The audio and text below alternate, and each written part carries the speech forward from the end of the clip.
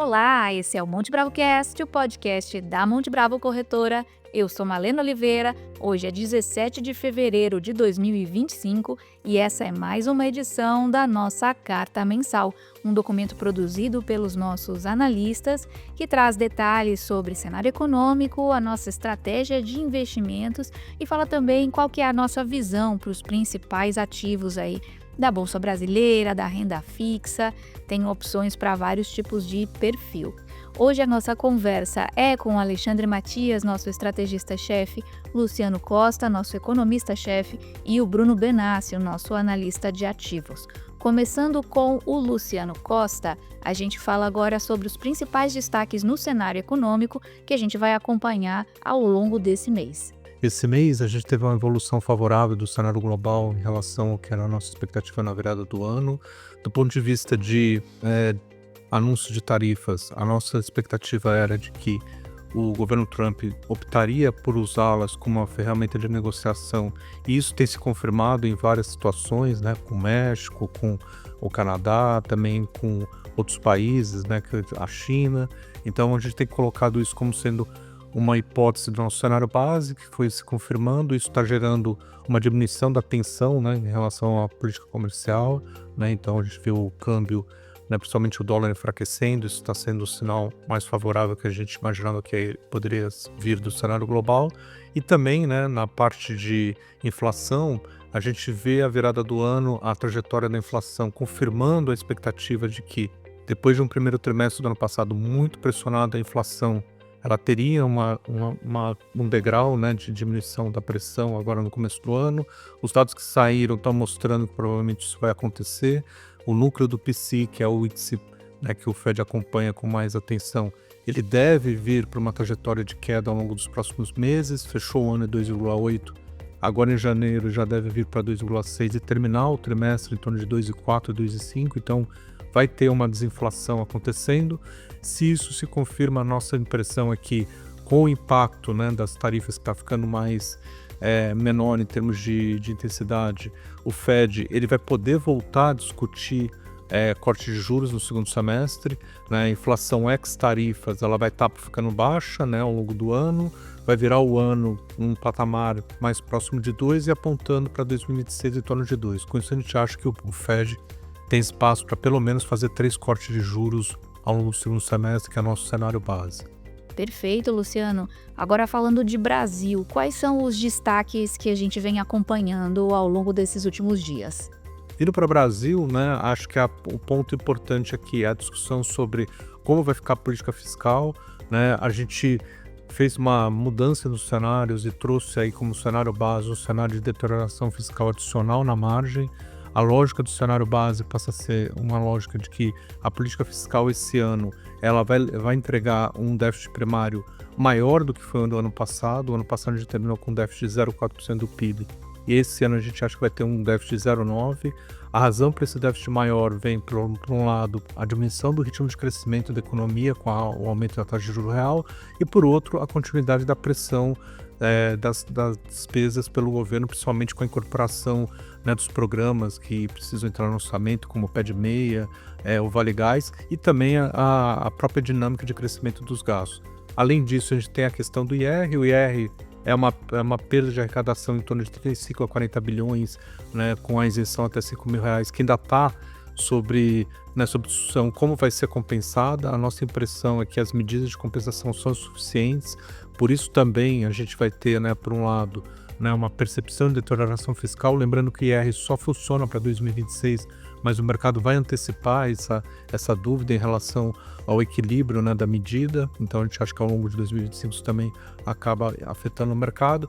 Então no nosso cenário base a gente tem o cenário de piora, né, do risco fiscal, esse risco fiscal piorando junto com as discussões, né, principalmente sobre a isenção do IR para 2026 geram uma dinâmica negativa de risco.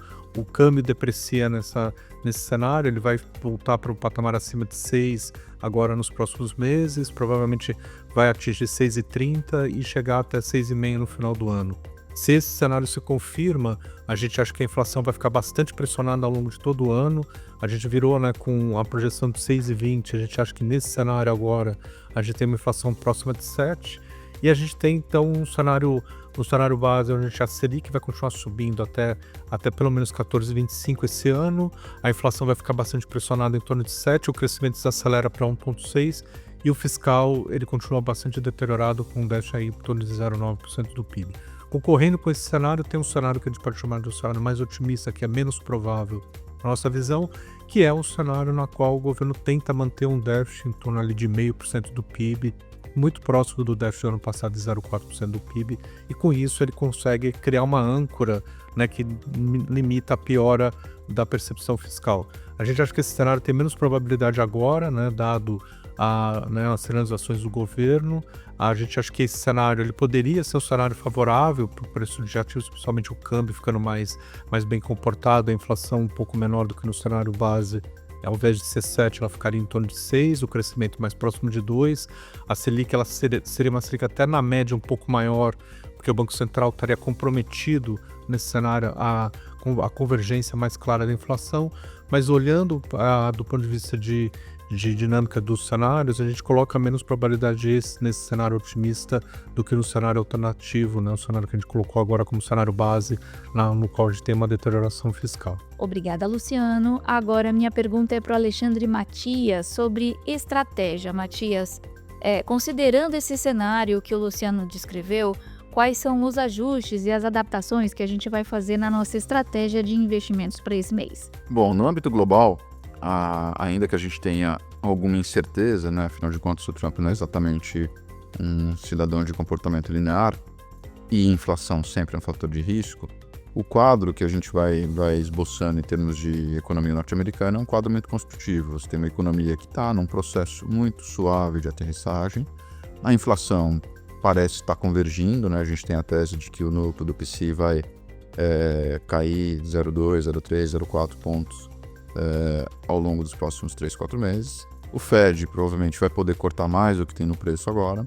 E então você tem um quadro em que os juros caem, a economia continua crescendo de maneira robusta, um governo que vai ter tarifas para proteger, o que não é bom no longo prazo, mas é bom no curto prazo, vai ter desregulamentação, vai ter cortes de impostos, tudo isso num ambiente em que a revolução da inteligência artificial continua acontecendo, beneficiando uma série de setores. Esse quadro resulta num quadro que é muito construtivo para a Bolsa americana. A gente continua vendo a Bolsa, mesmo depois dos últimos anos de alta, performar mais um ano próximo da média histórica, que é uma alta em torno de 8 a 10%.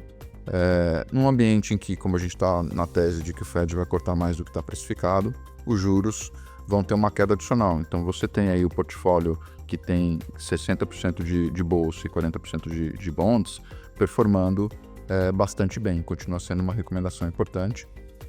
Eu acho que vale mais do que nunca ressaltar a ideia de que os nossos clientes e investidores aumentem a parcela do investimento global. O brasileiro ainda investe muito pouco no exterior, né? Do ponto de vista do equilíbrio da carteira, faz sentido ter uma alocação mais ampla no exterior, né? E a gente vê um bom momento para fazer isso, olhando para a perspectiva de retorno de 2025, né?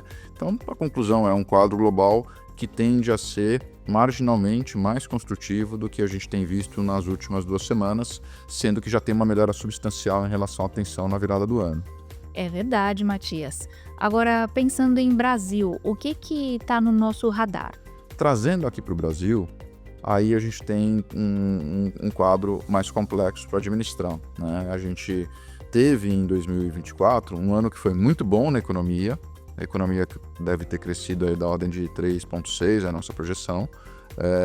A inflação ficou contida, não chegou na meta, que era 3, mais ou menos 1,5, mas 4,80, que foi o fechamento, não é uma inflação descontrolada, né? O ano teve juros médios mais baixos, embora tenha terminado o ano em alta. Então, do ponto de vista de economia, de percepção de economia real, né? Na fábrica, no emprego, foi um ano muito bom. Mas foi um ano muito ruim para os preços dos ativos, justamente porque o mercado financeiro ele olha para frente e a partir do momento que o governo flexibilizou a meta fiscal em abril, o câmbio disparou. Ficou a promessa de um ajuste fiscal depois da eleição, que foi muito frustrante, porque o ajuste foi menor do que a gente imaginava e veio junto com uma medida de imposto de renda, que não é uma medida de ajuste, é uma medida eleitoral, né? E aí, a partir disso, o câmbio disparou e a gente tem realmente um quadro em que a perna fiscal da economia brasileira está errada, né? A gente tem uma política fiscal disfuncional. Ela está errada do ponto de vista de quanto que ela fomenta de risco, porque a dívida está num crescimento explosivo. Mas ela também está errada do ponto de vista cíclico, porque é uma política fiscal que está empurrando a economia, que já está crescendo além do potencial. E aí a consequência é a inflação. Então o governo está colhendo aí um pouco as consequências dos erros em termos de desenho do desenho da política fiscal. O que isso deixa de perspectiva para 2025, né? O Luciano já ressaltou que a gente está vivendo um momento favorável, com um relaxamento em relação ao Trump, com a volta do câmbio, que eu acho que tem muito a ver também com as vendas do Banco Central, mas não parece muito provável que a gente continue mantendo esse bom momento ao longo do ano como um todo. Isso porque, com a queda da popularidade do presidente, a gente imagina que vão vir novas medidas. E o que o governo mostrou até agora, o próprio presidente declarou que não tem medida de ajuste fiscal, né? As medidas que vão vir, eu acho que tendem a ser no mesmo registro do que a gente tem visto até agora. Então vai ter vale crédito, né? Vão estimular o crédito consignado, vão estimular o crédito numa uma série de sequências. Tem a ideia do vale banheiro, né? De alguma maneira financiar banheiro. Tem a ideia do vale gás, tem a ideia do vale isso, vale aquilo. No fundo, acaba virando um vale tudo para ganhar a eleição, que tem um custo fiscal elevado num ambiente que o fiscal já está ruim. Então, na hora que a gente cozinha tudo isso, a gente acha que a reação mais provável do governo diante da queda da popularidade seja aumentar o gasto. E aí vai agravar o problema da política fiscal, tanto no que diz respeito à percepção de risco, que rebate em câmbio, quanto no que diz respeito à inflação, porque essas medidas todas elas vão empurrar a economia, vão empurrar o consumo, dificultando ainda mais o trabalho do Banco Central, né? Esse é o grande problema do mix de política no Brasil. Eu tenho um motorista que está bem descoordenado, porque ele mete um pé no acelerador, empurrando, que é a política fiscal, e obriga o Banco Central a meter um pé no freio, e você está numa economia que está sofrendo as fricções dessa combinação que é equivocada, né? Agora, olhando para o cenário, isso não parece compatível com a ideia de que você continue vivenciando esse bom momento, né? A gente acha que em algum momento essas tensões todas vão voltar a repercutir no câmbio, o câmbio vai passar de 6, nossa projeção para o final do ano é de 6,5. É por causa disso que a gente tem um número de inflação mais alto do que a média, né? O consenso hoje de inflação está em torno de 6, a gente acha que a inflação vai para 7. E aí você vai ter um ano um pouco mais complexo. Veja, voltando aí na comparação com 2024, 2024 teve uma surpresa muito grande de expectativas, porque todo mundo contava com uma política fiscal mais responsável, que era o que estava lá no arcabouço. O governo não cumpriu com essa promessa e isso levou a uma reprecificação grande de ativo, de risco e tudo isso. Mas isso já aconteceu em 2024. Para 2025, vai ser um ano em que a economia real vai sofrer muito, é uma desaceleração importante, mas os preços dos ativos tendem a sofrer menos. Então, em consequência disso, a estratégia que a gente está propondo é uma estratégia defensiva de alocação. A gente está propondo ter 60% do portfólio na renda fixa, né, pensando aí no perfil moderado, que é o que a gente prefere comunicar. Vamos ter 20% em pós-fixado, 20% em pré-fixado curto e 20% indexado à inflação. O indexado à inflação mais curto, ele é mais seguro. E o indexado à inflação mais longo, as NTNBs longas, estão pagando 7,40, 7,5, são taxas muito boas. A gente vê que o investidor que tem estômago para aguentar a volatilidade e visão de longo prazo tem nesses papéis uma oportunidade grande de investir num ativo que vai dobrar o capital a cada 10 anos em termos reais. Então, mas tem volatilidade, então tem essa questão, né? Então, o bloco renda fixa estruturando o nosso portfólio, o conjunto multimercado, renda variável, fundo imobiliário e ativos alternativos com 20%, né? Vamos dizer assim, o bloco de risco soma 20%. A nossa perspectiva, por exemplo, para a Bolsa, o Benassi vai falar daqui a um pouquinho, a Bolsa como um todo, a gente não é tão atraente, ela vai ficar abaixo do CDI, mas tem muitas estratégias que podem dar CDI mais alguma coisa, então a gente não está recomendando zerar exatamente o bloco de risco, mas esse bloco de risco tem 20%, ele é compensado por 20% de exposição ao dólar, seja investindo no exterior, seja investindo em ativos brasileiros dolarizados, né? E aí você tem uma carteira que tem uma configuração mais defensiva, porque o bloco de risco tem como contrapeso uma exposição de igual tamanho dolarizada, né? Então é um ano que a gente não acha que os ativos vão sofrer como em 2024, porque isso grosseiramente está no preço, mas a economia real tem um impacto mais claro e isso repercute em popularidade. Então a gente vai ter talvez mais volatilidade vindo da política do que no ano passado. Acho que é esse basicamente o desenho do cenário para investimento. Perfeito, Matias. Agora, passando para o Bruno Benassi, a gente vai para uma parte de renda variável. A gente está no meio de uma temporada ainda de resultados, mas a gente já tem visto alguns nomes que se destacam, não é mesmo, Benassi? Como o Luciano e o Matias abordaram, a gente, principalmente o Matias, a gente tem uma visão que a classe de renda variável, pensando em ações, tem uma performance positiva para o ano. Essa performance positiva já tem se refletido, né? Janeiro foi um mês bem positivo para o Ibovespa, né? O Ibovespa subindo quase 5% em reais e quase 11% em dólares. Porém, dado a dificuldade no cenário macro e político, a gente é um pouco conservador em relação aos papéis que a gente sugere a compra na carteira dos clientes, porque a gente acha que vai ser um ano desafiador, um ano de desaceleração da atividade econômica, um ano que os papéis mais sensíveis a juros devem continuar sofrendo. E lembrando, boa parte dos papéis mais sensíveis a juros tem um componente de dívida relevante dentro da estrutura de capital, né? Então, essas empresas vão pagar mais juros. Pagando mais juros, o crescimento de lucro é menor. Então, é um ano bem mais desafiador e, por isso, a nossa carteira e as nossas sugestões para os clientes têm sido, sim, aloque em bolsa, porém, monte uma carteira mais defensiva e mais conservadora.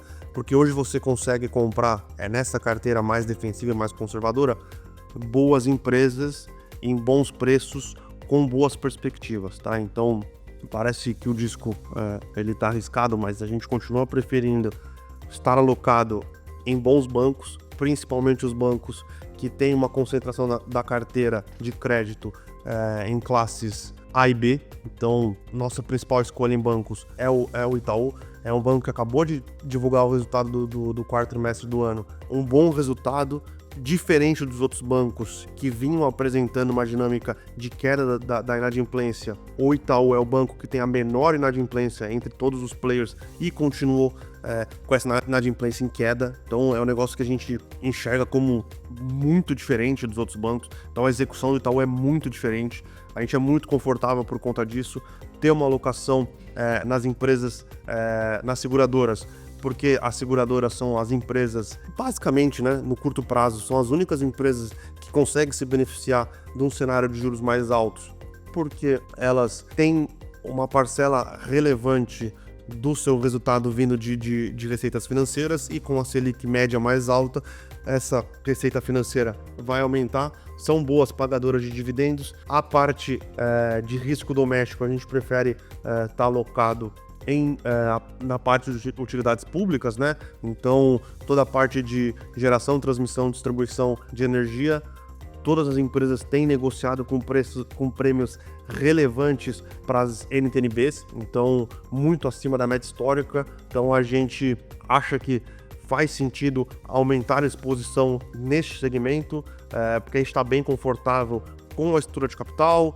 Tem algumas empresas que têm acelerado o pagamento de dividendos ou vão acelerar o pagamento de dividendos. Continuando na parte do cenário doméstico, a gente prefere estar alocado em shoppings. A gente vê os shoppings hoje negociando num valor por metro quadrado muito abaixo do custo de reposição, né? A Multiplan acabou de divulgar o resultado também e ela mostrou quanto está precificado hoje a Multiplan abaixo dos R$20.000 metro quadrado, sendo que o custo de reposição, e a gente pode discutir, a gente acha que, dado o portfólio da Multiplan, o custo de reposição é muito mais alto, porque ela está em cidades mais caras, mas o custo de reposição do shopping está mais próximo ali dos R$25.000, R$26.000 por metro quadrado, também negociando com um prêmio muito relevante sobre as NTNBs.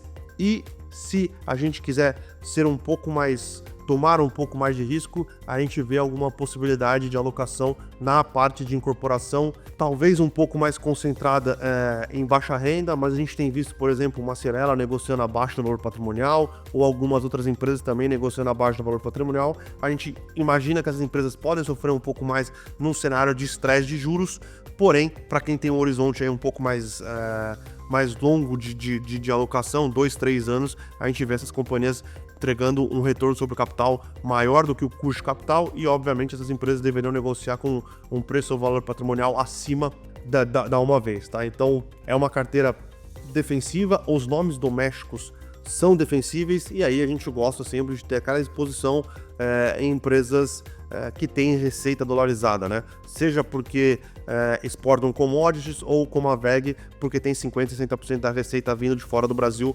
exportação. A gente continua confortável com a tese de VEG, teve uma correção por conta do efeito de PSIC para a VEG e para empresas que estão na cadeia da inteligência artificial. A gente acha que o efeito de PSIC é muito mais positivo do que negativo. Para quem está na parte de hardware, né, o desenvolvimento de chips, a gente tem alguma dúvida, porém a gente acha que no médio e longo prazo o efeito é negativo. Mas por que a gente acha que é positivo para uma VEG ou para o segmento de utilidades públicas nos Estados Unidos? Porque o barateamento da produção de modelos de inteligência artificial deve aumentar as empresas que são capazes de utilizar a inteligência artificial no seu modelo de negócio para gerar receita. Isso vai aumentar em muito a demanda por energia, a demanda por um espaço em data centers. Então a gente acha que a VEG vai se beneficiar disso, tá? Lembrando que a VEG tem crescido bastante no segmento de transformadores e, obviamente, se você acha que vai ter uma demanda maior, um crescimento de demanda maior por energia nos Estados Unidos, transformadores são dos principais elos da cadeia, tá? Não só nos Estados Unidos, tá? O mundo vem passando por um aumento da demanda de energia. No Brasil, a VEG tem muitas linhas de transmissão sendo construídas, a VEG tem 40% desse mercado, na América Latina também, então, apesar desse estresse com a DeepSeek, a gente acha que para empresas que estão ali no segmento de infraestrutura devem ter uma performance positiva. A Suzano também é uma empresa que a gente gosta bastante, então acho que manter essa carteira com nomes domésticos defensivos que tenham um carrego de dividendos interessantes, mais essas empresas exportadoras, seja de commodities ou de outros bens, é uma carteira que deve superar o Ibovespa, tá? Boa, Benassi. Agora, falando de fundos imobiliários, que é uma classe que vem sofrendo bastante aí recentemente, o que está no nosso radar dentro dessa categoria? Sobre fundos imobiliários, a classe continua sofrendo, tá? O ano, a classe continua tendo uma performance negativa. Obviamente, o mês de janeiro teve toda a questão envolvendo a tributação. Lembrando que a tributação não é sobre a renda distribuída pelos fundos imobiliários em dividendos, mas é uma diminuição de renda gerada pelos fundos, porque você teria uma tributação no aluguel ou no ganho de capital, tá?